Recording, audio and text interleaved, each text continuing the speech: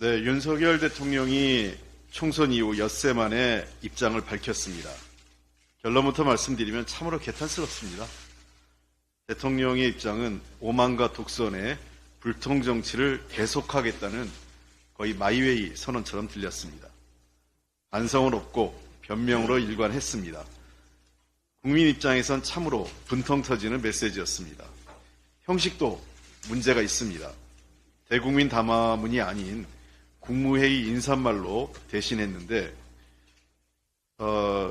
이런 입장을 내려고 엿새 동안 침묵한 것인지 묻고 싶습니다. 선거 이튿날 이관섭 비서실장을 통해 발표한 55자의 입장과 무엇이 다른 건지 잘 모르겠습니다. 안 하느니만 못한 입장 발표였다고 생각을 합니다. 이번 총선에서 확인한 국민의 민심은 오만과 독선의 국정기조를 전면적으로 전환하고 민생과 경제를 실질적으로 해결할 수 있는 방안을 제시해달라는 주문이었습니다. 그러나 대통령은 진단도 대안도 다 틀렸습니다. 어느 것 하나 동의하기 어렵습니다. 대통령은 지금 이번 총선의 민의를 제대로 읽지 못하고 있는 것 같습니다. 특히 방향은 옳았지만 국민이 체감하지 못하는 것이란 말로 자기 합리화를 했습니다. 국민이 생각하는 것은 방향도 틀렸고 대책도 없고 책임도 없었다입니다. 사실상 이번 총선은 윤석열 정부의 중간평가로 국민들께서는 국정운영 방식에 낙제점을 준 것입니다. 결과적으로 이번 대통령의 발언은 국정 실패 자체를 인정하지 않았습니다.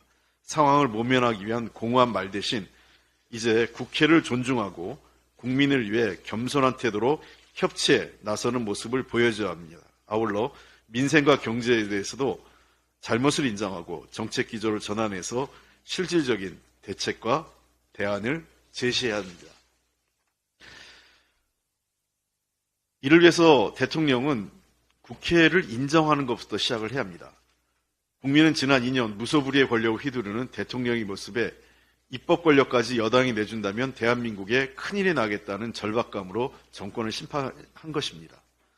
헌정사상 최대의 야당 의석수는 국회를 국정운영의 한 축으로 인정하라는 국민의 명령입니다. 이제라도 대통령은 국회와 특히 야당의 입장을 존중하고 정책과 관련돼서도 함께 지혜를 모을 수 있도록 나서야 합니다. 국민은 이제 대통령의 변명이 아니라 지난 2년 국정운영에 대한 겸허한 반성과 진솔한 사과를 듣고 싶어 합니다.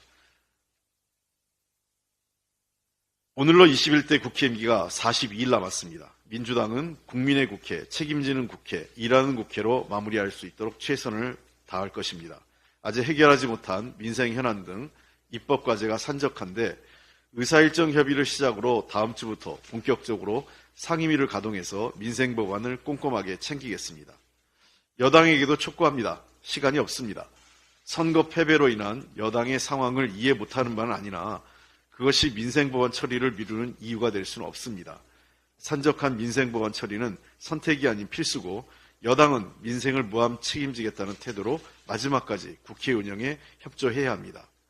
어제 국민의힘 지도부가 최상병 특검법 처리에 대해서 부정적 입장을 표명을 했습니다.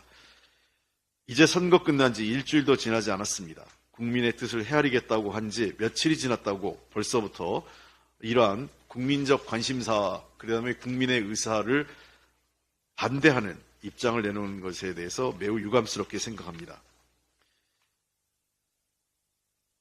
명명백백히 밝혀서 책임이 묻고 다시는 이런 비극이 일어나지 않도록 하는 것이 국민의 뜻이자 국회의 책임입니다. 총선에 드러난 민심을 받들어 정부 여당은 국민의 뜻에 응답해야 합니다. 국민의힘은 여야 합의로 최상병 특검법이 합의 처리될 수 있도록 전향적인 입장에 나설 것을 다시 한번 촉구합니다.